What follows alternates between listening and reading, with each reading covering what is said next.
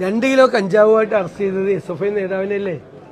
ഇത് പ്രിൻസിപ്പലല്ലേ പരാതി കൊടുത്തത്? ഞങ്ങൾ കൊടുത്ത പരാതിയിലാണോ? പ്രിൻസിപ്പൽ കൊടുത്ത പരാതിയിൽ അവിടെ വ്യാപകമായി ഹോളി ആഘോഷവുമായി ബന്ധപ്പെട്ട് എത്രയോ നാളുകളായി ഞങ്ങൾ പരാതി കൊടുക്കുന്നു.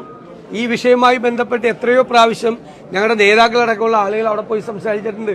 SFI നേതൃത്വത്തിൽ ഇതിന്റെ എന്താണ് ഇത് പലതരത്തിലുള്ള സെയിലാണ് അവിടെ നടക്കുന്നത്. വലിയ ക്വാണ്ടിറ്റി കൊണ്ടുവന്നിട്ട് സെയിൽ നടക്കുകയാണ്. അതിൽ SFI നേതാക്കളെ പിടിച്ചതിന് പറയില്ലേ? SFI നേതാക്കൾ പിടിയിലായി കഴിഞ്ഞാൽ പറയില്ലേ? ഇത് ഒന്നാമത്തെ സംഭവമാണ്. എന്താണ് പൂക്കോട് നടന്നത്?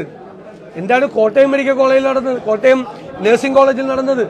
സംസ്ഥാനത്തിന്റെ വിവിധ ഭാഗങ്ങളിൽ നടന്ന പല പ്രശ്നങ്ങളും ഹോസ്റ്റലിൽ നടക്കുന്നത് ഈ നേതാക്കൾക്ക് അവർക്ക് ഡ്രഗ്സിന് പൈസ വേണം. പൈസ കിട്ടാത്തപ്പോഴാണ് അവർ റാഗിംഗ് നടത്തിയത്. അവരാണ് ഇതിൻ്റെ അകത്ത് സെയിൽ നടത്തുന്നത് പല സ്ഥലത്തും. അപ്പോൾ അവരെ കുറ്റപ്പെടുത്തുക തന്നെ ചെയ്യും. ലഹരിക്ക് എപ്പോഴാണ് ഇപ്പോൾ ആക്ട് ചെയ്യാൻ തുടങ്ങിയത്? എപ്പോഴാണ്?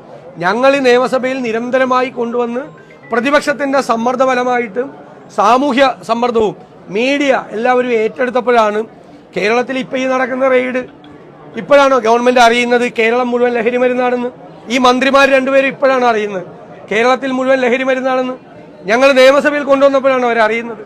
മാധ്യമങ്ങളത് ഒരു പ്രോഗ്രാമായി മാറ്റിയപ്പോഴാണ് അവരറിയുന്നത്. ഞങ്ങൾ 2022 കൊണ്ടുവന്ന് ഞങ്ങൾ പറഞ്ഞതാണ് എല്ലാവർക്കും കൂടി ഒരുമിച്ച് നേരിടണം.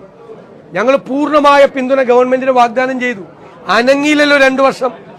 ഈ 5 ഗ്രാമുള്ളവനെയും 6 ഗ്രാമുള്ളവനെയും പിടിച്ചുകൊണ്ട് നടക്കല്ലായിരുന്നു.